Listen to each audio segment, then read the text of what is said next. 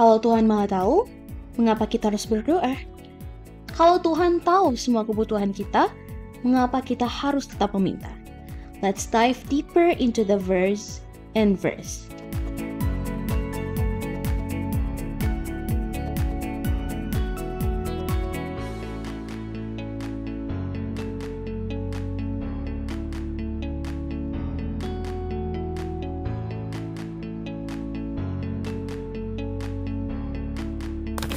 Selamat datang pada episode kelima Inverse, Pedalaman Belajar Alkitab Pemuda. Pada kali ini kita akan belajar dengan judul Bertekun dalam Doa, dan kita akan belajar dari Lukas 11 ayat 1 sampai 13. Video diskusi ini adalah pelengkap bagi pembelajaran Anda. Untuk itu Anda harus tetap mempelajari Alkitab secara pribadi untuk memperoleh pengalaman yang lebih mendalam. Dan jika Anda ingin memiliki buku versi cetak Inverse, Anda bisa memilikinya dengan menghubungi DM Instagram kita @inversebible_id, atau Anda juga boleh memperolehnya melalui pemimpin sekolah sahabat jemaat Anda masing-masing.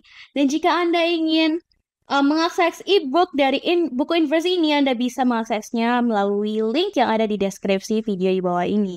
Dan untuk itu, hari ini saya sudah bersama dengan pendeta Evan dan juga Gary untuk memulai diskusi. Dan sebelum itu kita berdoa. Mari kita berdoa. Tuhan Bapa kami yang berada dalam kerajaan surga, terima kasih Bapa atas berkat pimpinan-Mu. Kami memohon ya Bapa, agar Engkau menuntun kami sementara kami akan mendalami firman-Mu ini. Terima kasih Bapa, di dalam nama Tuhan Yesus kami sudah berdoa dan mengucap syukur. Amin. Amin. Baik, kita akan membaca Alkitab dari Lukas 11 ayat 1 sampai 13. Untuk sahabat Inverse boleh membacanya bersama-sama dengan kami. Hal berdoa. Pada suatu kali Yesus sedang berdoa di salah satu tempat. Ketika ia berhenti berdoa, berkatalah seorang dari murid-muridnya kepadanya, "Tuhan, ajarlah kami berdoa sama yang seperti diajarkan Yohanes kepada murid-muridnya." Jawab Yesus kepada mereka, "Apabila kamu berdoa, katakanlah, Bapa, dikuduskanlah namamu, datanglah kerajaanmu. Berikanlah kami setiap hari makanan kami yang secukupnya. Dan ampunilah kami akan dosa kami, sebab kami pun mengampuni setiap orang yang bersalah kepada kami. Dan janganlah membawa kami ke dalam pencobaan." Lalu katanya kepada mereka, "Jika seorang di antara kamu pada tengah malam pergi ke rumah seorang sahabatnya dan berkata kepadanya, 'Saudara, pinjamkanlah kepadaku 3 roti.' Sebab seorang sahabatku yang sedang berada dalam perjalanan sehingga ke rumahku, dan aku tidak mempunyai apa-apa untuk dihidangkan kepadanya. Masakan ia yang di dalam rumah itu akan menjawab, 'Jangan mengganggu aku, pintu sudah tertutup dan aku serta anak-anakku sudah tidur. Aku tidak dapat bangun dan memberikannya kepada saudara.' Aku berkata kepadamu, sekalipun ia tidak mau bangun dan memberikannya kepadanya karena orang itu adalah sahabatnya, namun karena sikapnya yang tidak malu itu, ia akan bangun juga dan memberikan kepadanya apa yang diperlukannya. Oleh karena itu, aku berkata kepadamu, mintalah maka akan diberikan kepadamu, carilah maka kamu akan mendapat, ketoklah maka pintu akan dibukakan bagimu. Karena setiap orang yang meminta menerima, dan setiap orang yang mencari mendapat, dan setiap orang yang mengetok baginya pintu dibukakan. Bapa manakah di antara kamu, jika anaknya minta ikan daripadanya, akan memberikan ular kepada anaknya itu ganti ikan? Atau jika ia minta telur, akan memberikan kepadanya kalajengking? Baik, terima kasih. Pak Pendeta, Ya. pada pelajaran pekan ini kita melihat bahwa Yesus ini diminta oleh murid-muridnya untuk mengajarkan mereka hal berdoa, seperti itu ya. Dan ketika selesai mengajar, tidak berhenti sampai di situ. Yesus memberikan suatu perumpamaan. Ya, perumpamaan. Dan sebenarnya apa sih gagasan utama dari perumpamaan yang Yesus sampaikan setelah mengajar hal berdoa kepada murid-muridnya ini? Ya, terima kasih Alicia. Jadi di dalam Lukas pasal yang ke-11 ayat 1 sampai 13 yang tadi kita sudah baca, topik utamanya di sana mengenai doa. Tapi ada 2 bagian yang ditulis di dalam perikop ini, tapi satu dengan yang lain ini sebenarnya ada hubungannya, yaitu tentang doa. Ya. Tadi yang pertama adalah murid-murid meminta Yesus untuk mengajar mereka berdoa. Doa adalah sebuah kebutuhan yang utama, yang penting bagi setiap orang, termasuk murid-murid. Itu sebabnya ia minta Yesus mengajar mereka untuk berdoa. Dan di bagian yang pertama, di ayat 1 sampai dengan ayat yang keempat ini, Yesus memberikan satu model atau satu pola, satu prinsip bagaimana seseorang itu berdoa atau harus berdoa. Ya, tapi sudah pasti apa yang Yesus katakan tidak juga persis harus kita samakan kata-katanya seperti menghafalnya mantra dan lain sebagainya, tetapi ini adalah sebuah model atau patron ataupun prinsip-prinsip yang Yesus ajarkan ketika kita berdoa, itulah model, patron. Dalam bahasa asli atau bahasa Yunani dari Alkitab ini disebut dengan huto. Huto itu sama seperti pola. Kalau orang yang mau menjahit, itu ada dia punya pola, model. Nah, jadi inilah model yang Yesus ajarkan. Beginilah cara berdoa, contoh atau pola model tentang doa yang baik. Nah, kemudian yang kedua, atau bagian yang kedua mulai ayat yang kelima tadi, Yesus menceritakan sebuah perumpamaan yang erat juga hubungannya dengan doa, di mana ada seseorang yang kedatangan tamu dan dia tidak siap untuk menjamu tamunya tiba-tiba malam hari. Dan ia seorang tuan rumah yang ramah, budaya timur selalu ingin merajakan tamu dan menjamu tamu. Sehingga ia berusaha untuk mencari sesuatu sehingga bisa menjamu tamu yang datang. Apa yang dia lakukan adalah ia punya sahabat dan ia ingin meminta sesuatu dari sahabatnya, meminjam sesuatu, bukan uang tapi makanan yang mungkin mereka punya untuk disuguhkan kepada tamu. Tapi yang menarik di sini dikatakan karena ia punya seorang sahabat. Tapi menariknya juga adalah waktu itu sudah malam, sudah mungkin waktu istirahat dan orang yang didatangi ini juga mungkin juga sudah istirahat bersama keluarganya, anaknya dan lain sebagainya. Kita bisa bayangkan kita biasanya sungkan mengganggu orang untuk bangun ya, atau kalau dia tidur kita sungkan untuk membangunkan. Tapi oleh karena dia sahabatnya, dia memberanikan diri untuk mengetuk rumahnya, meminta atau meminjam sesuatu. Nah, ini yang Yesus tekankan bahwa ini berbicara tentang karakter daripada Tuhan. Jika kita gigih, kita tabah, kita merasa dekat dengan sahabat kita itu, maka kita akan berani meminta kepadanya dan sahabatnya itu pun tidak akan tidak memberikan apa yang dia minta karena dia sudah lihat usahanya, keteguhan hatinya, kegigihannya untuk meminta sesuatu, maka sahabatnya itu walaupun dengan ngantuk-ngantuk barangkali, terganggu tidurnya, maka ia akan menghargai sahabatnya yang datang dan tentu memberikan sesuatu apa yang dia punya seperti yang diminta tuan rumah itu. Jadi ini berbicara tentang karakter Tuhan yang yang mau pasti memberikan sesuatu apa yang menjadi kebutuhan dari orang yang meminta kepadanya melalui doa. Itu poinnya. Berarti kita harus tahu dulu karakter Allah itu, karakter Tuhan itu seperti apa ya Pak Pendeta Betul. ya? Karena kita ini ya, ini mempengaruhi cara orang-orang muda. Karena jujur aja, kita kan pasti ya orang-orang muda ya, sering melakukan satu dosa tertentu, ya kan? Dan akhirnya itu menghalangi kita untuk datang kepada Tuhan dalam doa. Karena kita nganggapnya, Tuhan itu adalah Tuhan yang galak gitu ya. Yang galak yang akan menghukum, langsung serta-merta menghukum. Jadi kita perlu kan ya tahu bahwa Tuhan itu adalah kasih.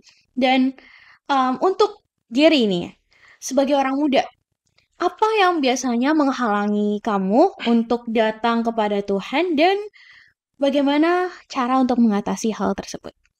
Kalau sesuai dengan yang dijelaskan Pak Pendeta tadi, tentu yang pertama kan di perumpamaan ini dikatakan bahwa dia menghampiri sahabatnya. Ya. Nah, berarti yang menghalangi itu sebenarnya kita masih ngerasa Yesus itu bukan sahabat kita. Bukan yang harus kita pasti Alicia punya sahabat dan kalau ada masalah pasti ngechat, aduh tolong dong ini gimana, pasti kayak gitu kan. Dan juga dengan berkembangnya internet sekarang dan juga ya sosial media, orang-orang lebih percaya terhadap sahabat dunia mayanya untuk mereka bercerita dibandingkan untuk meminta atau berbicara dengan Tuhan terkait masalahnya yang terjadi. Jadi itu biasanya sih yang menghalangi karena orang-orang tidak merasa bahwa Tuhan itu bukan sahabat.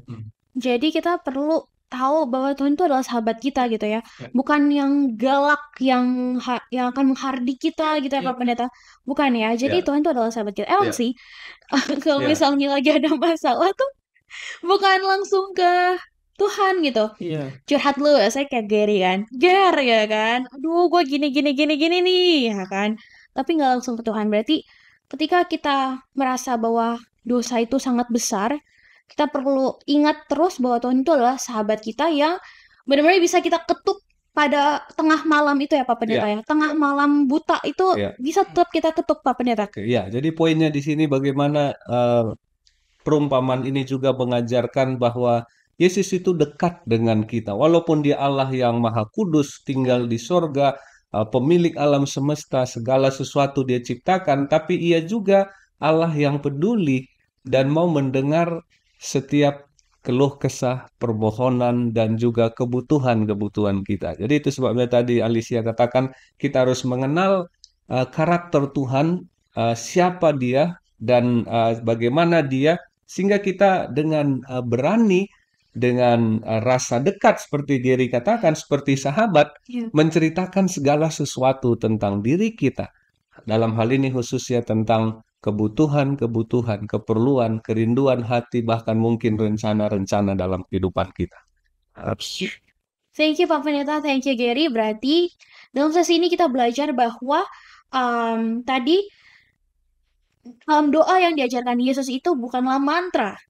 Itu adalah pola bagaimana cara kita reach out, bagaimana cara kita harus berdoa adalah pola. Dan kita harus pahami betul bahwa Yesus adalah sahabat kita, Yesus dekat dengan kita, jadi tidak ada satupun penghalang untuk kita datang kepada dia dalam doa kita masing-masing. Oke, sahabat Inverse, kita akan kembali pada diskusi setelah yang satu ini. Jembatan sangat membuat perjalanan menjadi efektif dan efisien, dan bahkan dalam beberapa kondisi, jembatan menjadi penguat hubungan antar kota. Pernahkah sahabat orang muda merasa tidak layak untuk berdoa, pergi ke gereja, untuk melakukan hal-hal tertentu karena merasa terlalu berdosa? 1 Yohanes 2 ayat 1. Anak-anakku, hal ini kutuliskan kepada kamu supaya kamu jangan berbuat dosa. Namun jika seorang berbuat dosa, kita mempunyai seorang pengantara pada Bapa, yaitu Yesus Kristus yang adil. Kita tidak perlu takut untuk datang kepada Tuhan, karena walaupun memang dosa memisahkan kita dari Tuhan, tetapi kabar baiknya adalah kita memiliki Juru Selamat Yesus Kristus yang telah mati dan bangkit dan saat ini menjadi pengantara kita yang memungkinkan kita untuk berhubungan kembali dengan Bapa di surga. Karena meskipun Tuhan membenci dosa, Ia sangat mengasihi orang berdosa. Oleh sebab itu, hari ini jangan biarkan apapun dan siapapun menghalangi kita untuk datang kepada Tuhan.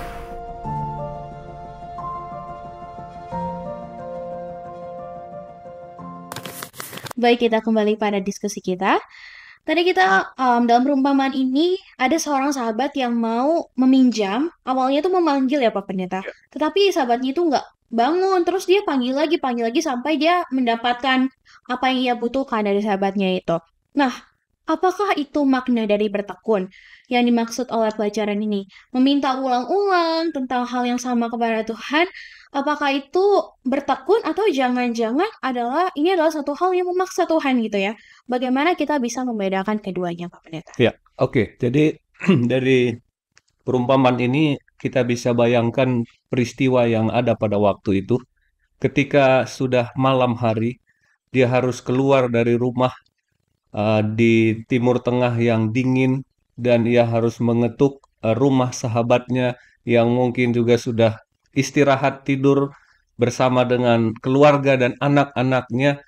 Tentu rumah pada zaman dulu tidak senyaman sekarang ya. Orang tua tidur di kamar sendiri, anak-anak di kamar sendiri, dan lain sebagainya. Bisa saja mereka dengan anak-anak yang kecil tidur di sana dan membangunkan tuan rumah itu di malam hari. Ini adalah sebuah usaha yang membutuhkan satu komitmen untuk tekun, sabar, tabah untuk mencari sesuatu yang dia butuhkan, yang dia perlukan. Jadi ini adalah satu pengajaran atau satu pola juga yang Yesus ajarkan bahwa perlu ketekunan, ketabahan, kesabaran di dalam doa. Di banyak cerita di Alkitab, Yesus berulang kali mengajarkan ini. Ada seorang hakim yang lalim, tapi ada seorang ibu janda yang terus-menerus memohon kepada hakim itu supaya permohonannya dikabulkan. Walaupun hakim itu lalim, tapi karena ibu itu dengan tekun terus berdoa, memohon kepada hakim itu, akhirnya persoalannya diselesaikan. Itu kisah yang lain. Tetapi dalam prinsip ini sama maknanya, bahwa Yesus sedang mengajarkan kita betapa kita perlu bertekun, bersabar, tabah di dalam berdoa. Tentu tidak memaksa Tuhan. Tuhan tahu kebutuhan kita sebelum kita berdoa. Seperti Alicia katakan tadi, Tuhan tahu apa yang menjadi kebutuhan kita, lain sebagainya. Tetapi Ia senang ketika kita meminta sesuatu dengan tulus, meminta sesuatu dengan penuh harap, meminta sesuatu dengan tekun dan sabar untuk sesuatu yang kita rindukan dari Tuhan. Walaupun Tuhan tahu segala sesuatu, tapi Ia menghargai, menghormati sikap hati yang sungguh, yang tekun, yang tabah, yang sabar untuk meminta sesuatu kepadanya. Oke, jadi itu karakter development kita yang Ya. dilihat oleh Tuhan ya. Betul. Ketabahan, kesabaran kita itu yang dilihat oleh Tuhan, bukan memaksa. Kalau misalnya maksa kan berarti kita rush ya kan, harus tidak ada karakter Allah di situ. Jadi ketika kita meminta dalam doa, ada karakter yang dibangun ya Pak Betul, Pendeta betul. ya. Baik, kalau begitu Pak Pendeta, kita kan Pak Pendeta dan Gary ya. Iya, kalau gitu kan orang-orang muda ini kan sering terpapar oleh media sosial, di mana kita melihat banyak sekali orang-orang yang hidupnya baik-baik aja nih, walaupun mereka tidak peduli dengan agama ataupun Tuhan. Mereka tuh baik-baik aja gitu. Nah, bagaimana kita menyikapi hal ini sebagai anak-anak muda Kristen ini? Dan mungkin ada pengalaman dari Pak Pendeta atau Gary, di mana kehidupan tanpa doa dengan doa itu sesignifikan apa gitu, supaya kita nggak tersesat nih, karena kita melihat banyak di mata kita adalah orang itu tetap kaya, orang itu tetap makan kok, tidak peduli dengan agama, tidak peduli dengan Tuhan, seperti itu. Mungkin dari Gary dulu. Ya, jadi ini adalah pengalaman yang memang pasti semua pernah ngalamin lah. Semua pernah. Jadi saya pernah merasa kalau waktu sekolah itu Pak Pendeta, saya gereja Rabu malam, Vesper selalu saya hadiri, sahabat dari pagi sampai PA.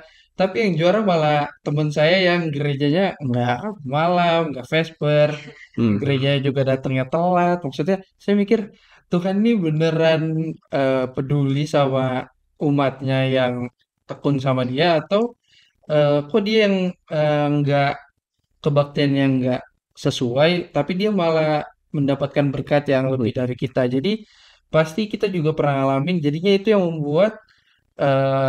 membuat diri kita terkadang jadi tidak peduli sama agama tersebut, tidak peduli untuk kepada Tuhan. Dan memang ketika kita hidup tanpa doa, saya pernah mengalami fase tersebut, pasti semua juga. Jadi ketika saya mengalami fase tersebut, memang nilai saya pengalaman di sekolah banyak kan, saya merasa nilai saya memang tinggi banget Pak Pendeta.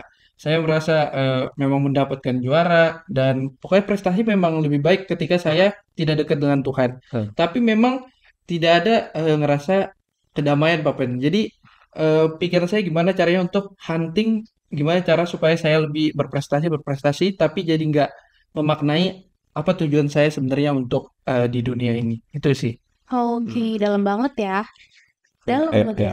Dalam. Pak Pendeta. Iya, jadi bisa saja banyak yang mungkin bertanya seperti itu, termasuk penulis di Alkitab itu pun ada yang bertanya seperti itu ya. Orang yang justru nggak berdoa, nggak mengenal Tuhan, nggak hidup seperti yang Tuhan kehendaki, sekilas pandang, sekilas mata, melihat hidup mereka, it's okay aja, no problem. Penulis Alkitab juga ada seperti itu bertanya. Daud misalnya di Mazmur 37 dan Mazmur 73. Tetapi yang saya mau katakan begini, kualitas hidup seseorang secara rohani memang tidak bisa diukur dari pencapaian-pencapaian secara fisikal atau jasmani. Tidak dari sisi prestasi atau dari sisi finansial, karir, dan lain sebagainya. Itu yang pertama, bahwa hidup yang berkenan di hadapan Tuhan tidak serta-merta berbanding lurus dengan pencapaian-pencapaian jasmani. Karena Tuhan tidak menjanjikan juga bahwa ketika kita melakukan apa yang Tuhan kehendaki, hidup kita pasti serta-merta tidak ada persoalan, pasti karir sukses, dan lain sebagainya. Bukan itu janji Tuhan. Itu yang pertama. Kemudian yang kedua juga adalah kualitas seseorang itu akan dapat dilihat khususnya ketika menghadapi satu ujian di dalam iman. Jadi mungkin sekilas mata melihat ketika segala sesuatu normal-normal saja, memang seperti nggak kelihatan. Seperti pelajaran kita waktu lalu ya, seperti lalang dan gandum yang tumbuhnya sama-sama, bagus dia tumbuh. Tapi ketika ujian itu datang, disitulah akan membedakan dua kelompok orang yang berakar kuat di dalam hubungan dengan Tuhan atau yang tidak berakar kuat di dalam hubungan dengan Tuhan. Ketika ujian belum datang, mungkin sekilas mata melihat tidak ada perbedaannya, sama-sama. Tetapi pada akhirnya ketika ujian itu tiba, maka ini akan menentukan dua kelompok ini akan terpisah dengan satu ujian iman atau pencobaan juga mungkin yang datang kepada dua orang berbeda. Jadi teman-teman orang-orang muda, jangan lupa bahwa doa ini adalah sebuah kebutuhan kita, kebutuhan jiwa kita. Dan doa di sini berarti juga adalah hidup kita yang selalu bersyukur, mengandalkan Tuhan, berserah kepada Tuhan, dan menaruh harap kepada Tuhan. Seperti pola yang diajarkan Yesus dalam doa yang tadi kita baca di Lukas pasal 11 ini. Oke. Ingat ya, sahabat Inverse. Ingat, bahwa doa itu bukan parameternya, bukan fisikal ya Pak Pendeta ya. Tapi jiwa kita, kedamaian jiwa kita secara rohani, dan ujiannya nanti, bukan sekarang ini. Pertanyaan yang terakhir nih ya. Ketika kita berdoa ini, unsur pentingnya itu pasti adalah iman ya. Dan iman itu bukan perasaan. Dan apakah setiap doa harus diimani? Misalnya nih ya, misalnya saya berdoa ada teman saya supaya bertobat, supaya berubah. Tapi pas saya lihat, kayaknya nggak mungkin nih berubah. Atau mungkin saya mau melamar suatu pekerjaan. Ya kan, saya berdoa, Tuhan saya mau pekerjaan ini. Tapi pas saya lihat-lihat, kayaknya nggak mungkin deh saya lamar di posisi ini. Kayaknya saya nggak capable untuk posisi ini. Nah, kalau begitu, bagaimana cara kita sebenarnya bertekun dalam doa dengan iman itu sendiri? Mungkin dari Abnet. Ya, oke. Saya dulu Pak Giri. Pak Pendeta, apa? Oke, jadi masih pengalaman. Oke, baik. Jadi iman ini bagian yang sangat penting dalam doa. Tadi kita sudah singgung sedikit bahwa kita harus beriman terlebih dahulu kepada siapa kita berdoa dan apa karakter daripada Tuhan di mana kita menyampaikan doa itu kepadanya. Ini kita harus punya iman yang teguh dalam hal ini, bahwa kita punya Tuhan yang peduli terhadap kita, mengerti yang terbaik untuk kita, dan Tuhan yang tidak pernah tidak memperhatikan segala keluh kesah doa dan permohonan kita. Itu iman yang pertama dulu. Tadi kita sudah singgung bahwa kita mengenal karakter Tuhan kepada siapa kita berdoa. Nah, kemudian yang kedua juga ya, kita perlu beriman kepada sesuatu yang kita doakan itu, bahwa Tuhan sanggup untuk memberikan yang terbaik sesuai dengan cara pandang Tuhan. Seringkali kita gagal melihat ini karena kita menggunakan cara pandang kita. Kita berdoa, meminta sesuatu seperti yang kita punya mau, tapi bisa saja Tuhan jawab, kabulkan seperti yang Dia mau. Tapi di dalam bacaan kita tadi dikatakan bahwa Dia akan selalu memberikan yang terbaik. Tidak mungkin kita Bapa yang tidak baik saja, anak kita minta apa katanya tadi? Minta roti, kemudian ayah itu memberikan sesuatu, apa katanya, batu, atau juga minta telur tapi diberikan kalajengking. Itu tidak mungkin. Itu ayah yang tidak baik seperti kita, ayah yang jahat sebenarnya. Apalagi Tuhan itu adalah Tuhan yang baik, yang mau memberikan yang terbaik juga bagi kita. Jadi dalam hal itu kita perlu beriman bahwa apa yang Tuhan akan berikan itulah hal yang terbaik yang menurut Tuhan menjadi kebutuhan dan keperluan kita. Amin. Giri ada pengalaman terkait hal ini? Jadi kalau sesuai dengan yang dijelaskan Pak Pendeta, terkadang aku ngerasa ya di pengalamanku ketika aku berdoa, sebenarnya kalau dari pembahasan kita dari awal, ketika aku pengen sesuatu dan memang ngeras untuk permintaan tersebut, pasti kelihatan banget kalau kita maksa dan jawaban Tuhan itu tidak. Dan terkadang aku ngerasa ketika aku ngasal ngomong, kayak aku ingin ini nih, sebenarnya nggak terlalu ingin, tapi Tuhan malah memberikan. Jadi benar kata Pak Pendeta bahwa Tuhan tahu yang terbaik buat kita. Kalau kita mintanya perak, malah Tuhan bakal kasih emas buat kita, cuman dengan cara yang berbeda. Itu sih, Dara. Oke, terima kasih banyak untuk pengalaman Giri dan Pak Pendeta sudah kasih insight.